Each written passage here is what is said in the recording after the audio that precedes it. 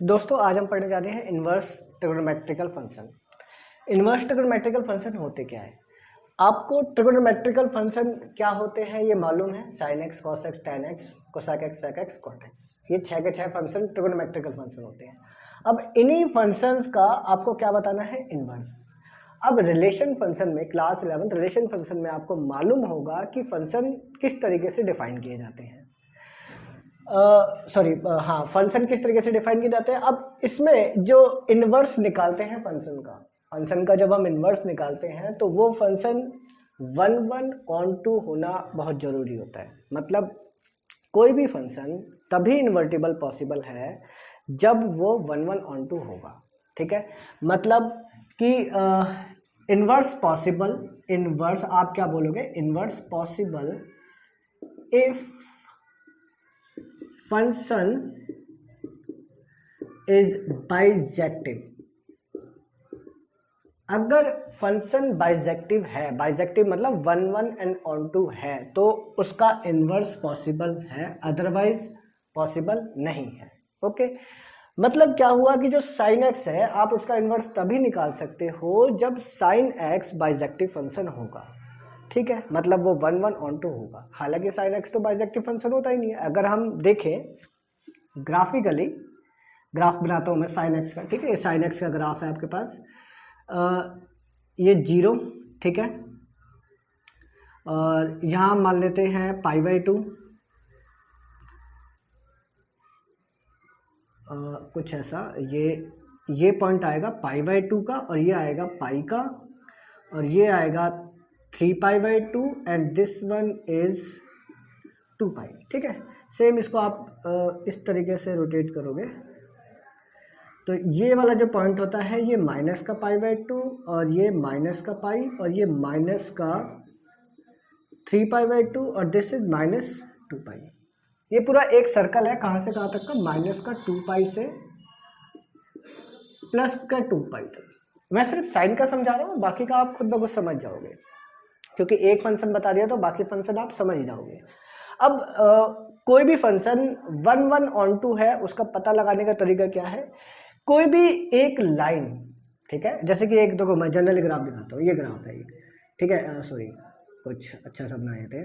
ये कोई ग्राफ है, ठीक है, ये एक ग्राफ है, किसी भी फंक्शन का ये ग्राफ बना पड़ा है। अब एक्स एक्सिस के पैरेलल एक लाइन ड्रॉ करो। अब वो लाइन अगर एक पॉइंट पे कट करती है तो वो फंक्शन आपका 1/1 है, सिर्फ एक पॉइंट पे। अगर वो लाइन एक से ज्यादा पॉइंटों पे कट करेगी तो वो जो फंक्शन है, ये वाला फंक्शन, वो 1/1 नहीं कहलाएगा। अब कितनी भी लाइन खींच लो, हर एक लाइन एक ही पॉइंट पे कट करेगा, कहीं से भी खींच लो। अब बट यहाँ पे क्या दिक्कत आती है? आप लाइन खींचो, मतलब वो एक लाइन कितने पॉइंटों पे कट कर रही है? 1 2 3 4, -2π से +2π तक के बीच में। मतलब कि जो साइन एक्स है वो इन्वर्टिबल नहीं है -2π से लेकर के 2π तक के बीच में। ठीक है भाई, मैंने क्या करा, अब -π से +π तक का ले लिया। अब चेक करता हूँ क्या अब बनेगा 1/1, अब बनेगा क्या? Invertible function. ठीक है, अब भी मैंने एक लाइन ड्रॉ करी तो देखा मैंने क्या, अभी भी ये 2 पॉइंट पे कट कर रहा है, तो मतलब -π से +π भी ये पॉसिबल नहीं है। अब मैं क्या करता हूँ भाई, इसको मैं रफ कर देता हूँ, यहाँ से इसको भी रफ कर देता हूँ। अब बचा क्या? -π/2 से +2π/2। अब कितनी भी लाइन ड्रॉ कर दो आप, कितनी भी, एक ही पॉइंट मिलेगा आपको, देख सकते हो 1 पॉइंट 1 पॉइंट। तो ये इन्वर्टिबल फंक्शन कहाँ पर बनेगा? जब उसका डोमेन आपका माइनस का π/2 से, सॉरी, जो रेंज होगी वो माइनस का π/2 से +π/2। इन्वर्टिबल में रेंज की बात कर रहा हूँ मैं, विदाउट इन्वर्टिबल की बात नहीं कर रहा। मतलब कि कुछ इस तरीके से ग्राफ बनेगा जो कि ये होगा π/2 और ये होगा माइनस का π/2। तो मतलब ये साइन एक्स तभी पॉसिबल है, ठीक है, कहाँ तक पॉसिबल है? माइनस का π/2 से π/2 तक ही पॉसिबल है। मतलब इसका जो आप इन्वर्स फाइंड आउट करोगे वो सिर्फ इसी इंटरवल पे फाइंड करोगे, इसके अलावा इंटरवल पे आप फाइंड आउट नहीं कर सकते। ठीक है, इसीलिए इनकी डोमेन और रेंज बनाई गई है, जो कि इस तरीके से है, आपकी बुक में भी है।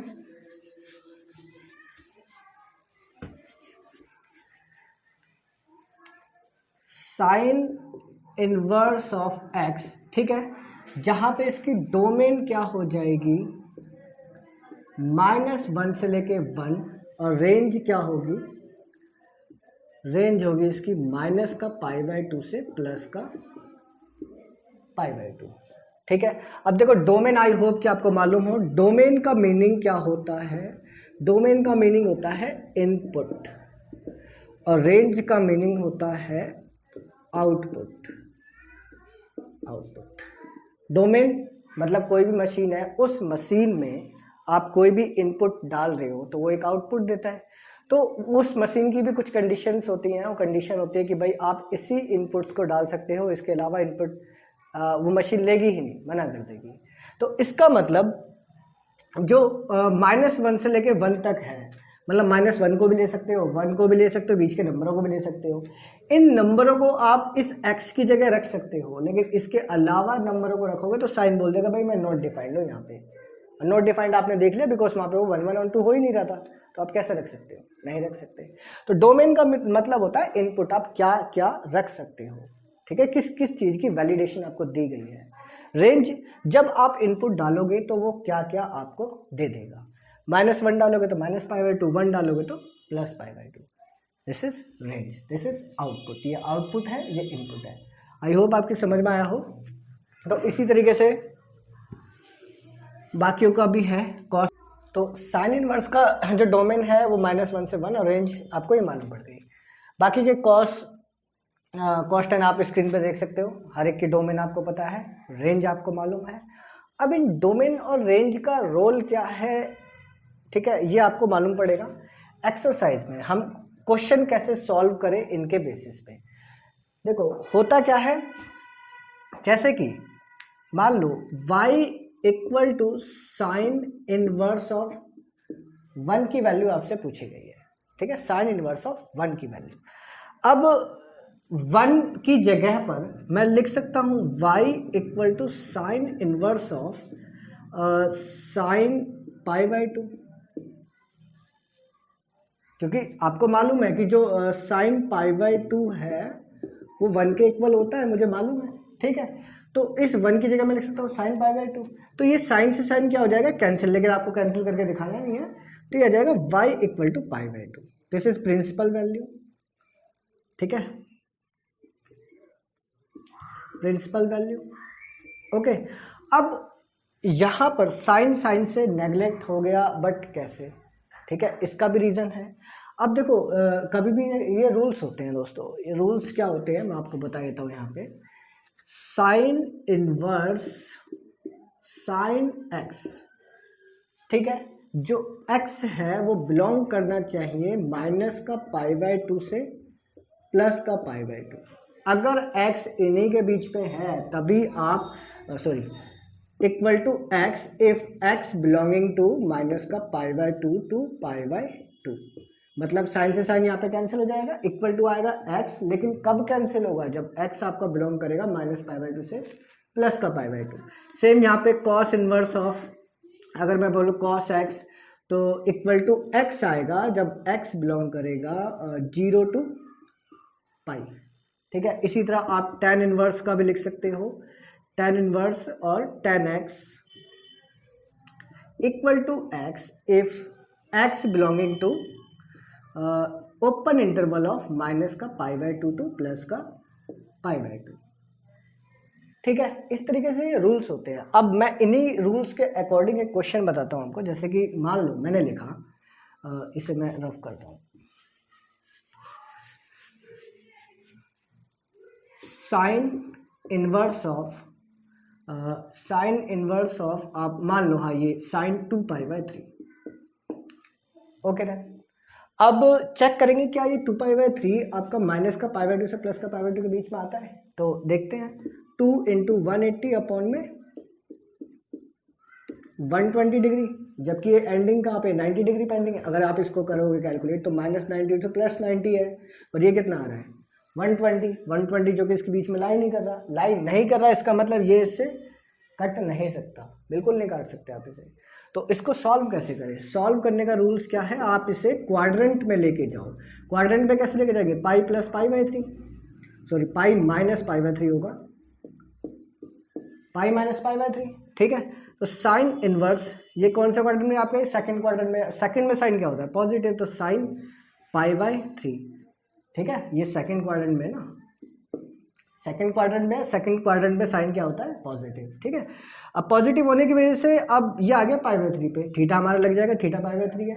अब पाई बाय 3 क्या इसके बीच में है, पाई बाय 3 मतलब 60 डिग्री, 60 डिग्री, 60 डिग्री हमारे पास इसके बीच में आ रहा है, इसका मतलब अब इससे कैंसिल हो सकता है, ये आपका आंसर हो जाएगा, ठीक है। तो इसी टाइप के क्वेश्चन आपके 2.1 में है, इससे ऊपर क्वेश्चन कुछ भी नहीं है, कुछ भी नहीं, ठीक है। अब एक बार कॉस का देख लेते हैं। सपोज कि इस साइन की जगह पर कॉस आ जाता तो क्या करते हैं हम,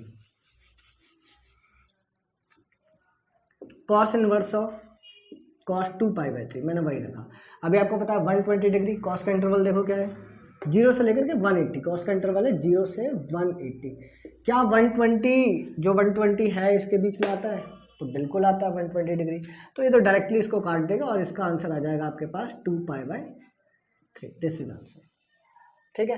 तो इंटरवल्स के ये रोल है। अगर आपको इंटरवल याद नहीं हुए तो दिक्कत होगी थोड़ी बहुत, बट जैसे जैसे आप याद करोगे वैसे वैसे आपको चीज़ें खुद ब खुद क्लैरिफाई होती जाएंगी। तो आगे देखते हैं, कुछ फॉर्मूले हैं जो आपको मालूम होने चाहिए। मैं फॉर्मूला लिख देता हूँ।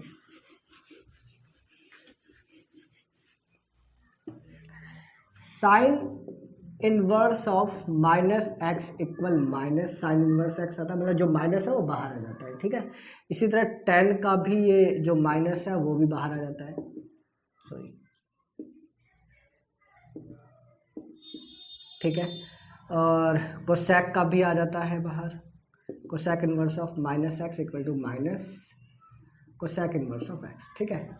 अब जो ये तीन फंक्शन है, इन तीनों के नेगेटिव में क्या होता है, pi minus cos inverse of x, और cot inverse of minus x equal to pi minus cot inverse of x, और sec inverse of minus x equal to pi minus sec inverse of x. अब इसका 2.1 में क्या role है, एक question आ गया आपको, मान लो साइन इनवर्स ऑफ +1 का भी मैंने थोड़ी देर पहले किया था, तो मैं -1 कर लूँगा, ठीक है। और एक ले लेते हैं कॉस इनवर्स ऑफ -1/2, ठीक है। एक प्लस का भी ले लेते हैं। इन तीन क्वेश्चनों को सॉल्व करते हैं। जैसे ये तीन क्वेश्चन आपके सॉल्व, 2.1 पूरी खत्म, यही है 2.1 और कुछ नहीं है। तो देखो साइन इनवर्स ऑफ -1, जाहिर सी बात है साइन इनवर्स ऑफ -1 को x मान लो आप, तो फॉर्मूला क्या होगा, minus sign inverse of x, इसका मतलब ये इक्वल हो गया माइनस का साइन इनवर्स ऑफ 1।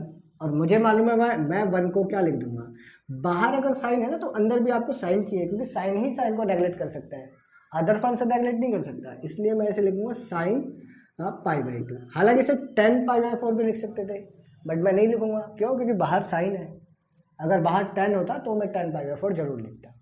ओके, तो इस चीज़ का ध्यान रखना, साइन से साइन कैंसिल, तो हमारा आंसर आ गया माइनस का π/2, ये तो खत्म।